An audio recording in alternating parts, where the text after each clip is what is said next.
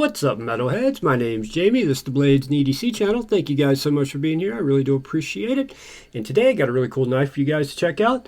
This is the Sparrow Knife Co. Strix. If you're wondering what Strix is a type of owl. So I guess Sparrow is going with a bird theme with their knives.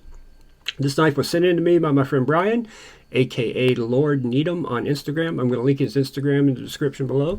Give him a follow. Really nice guy. Great knife collection. Takes awesome pictures too. So go give him a follow. This one surprised me. Let's just say that for now.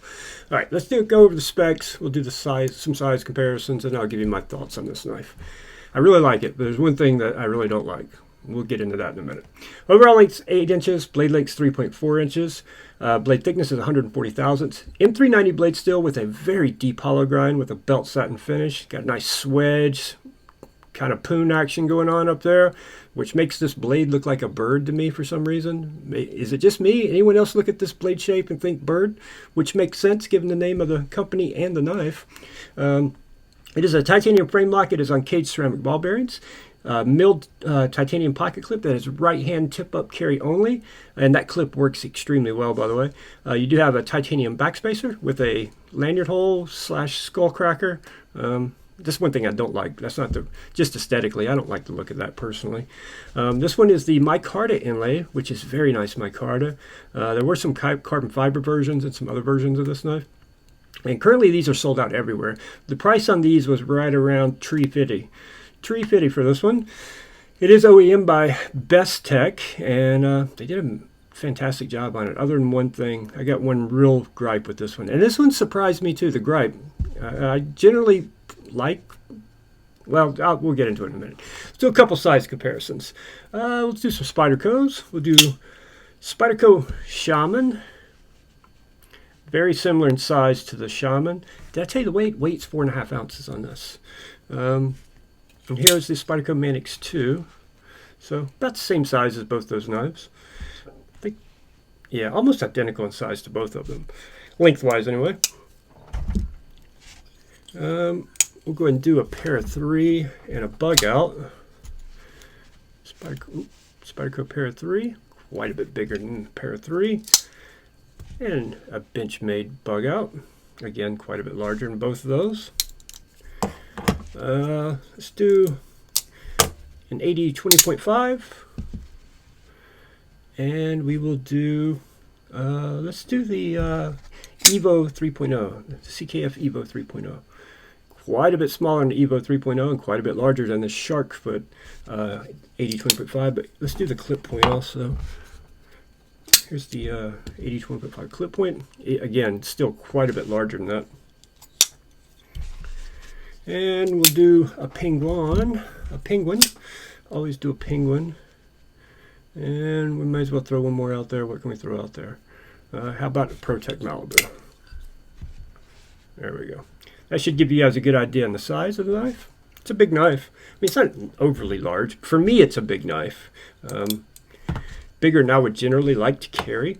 But the ergonomics on this knife are amazing. They are so good. They knocked it out of the park in the ergos department.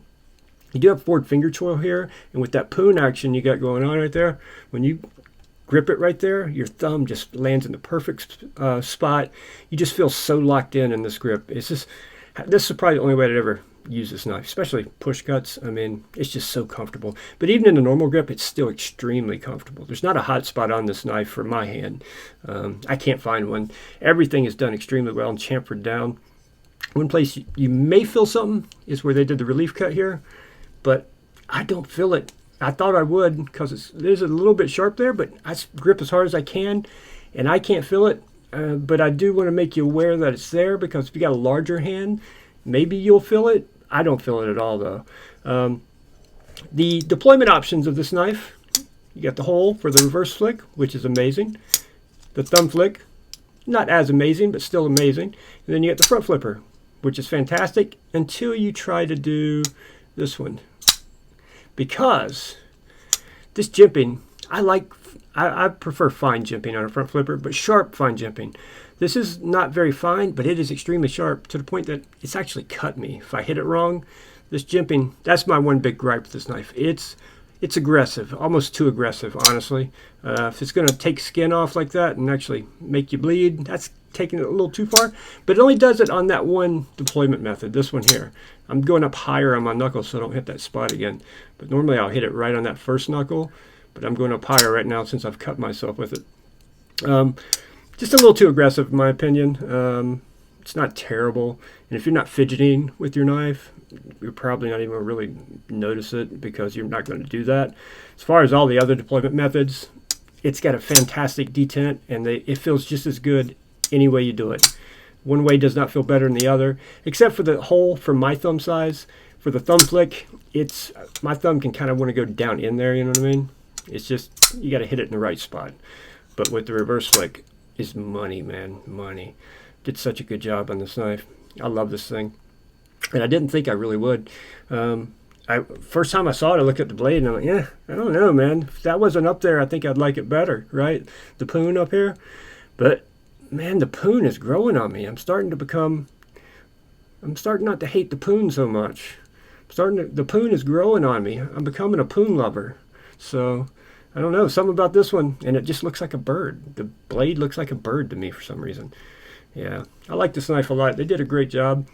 $350 on the price. A little high for me, for my taste, but, you know, I wouldn't judge anyone for paying that for this knife because it's done extremely, extremely well. I hope in the next version, there is a pre-order for another version. It's not another version. They're just doing another run of these, but with some different materials or scale options. They're just, you know, exact same knife, exact same shape, just doing a little different things on the scales. They should definitely tone the jimping here down just a little bit because I got pretty rough hands. I do carpentry for a living, so for it to cut me like that, surprising. So, all right, guys, it's going to wrap it up. Comment below. What are your thoughts on this knife, and what do you think about the poon? And do you think does that blade shape remind you of a bird, or is that just me? Am I crazy? Thank you guys so much for watching. I really do appreciate it, and I will see you guys on the next one.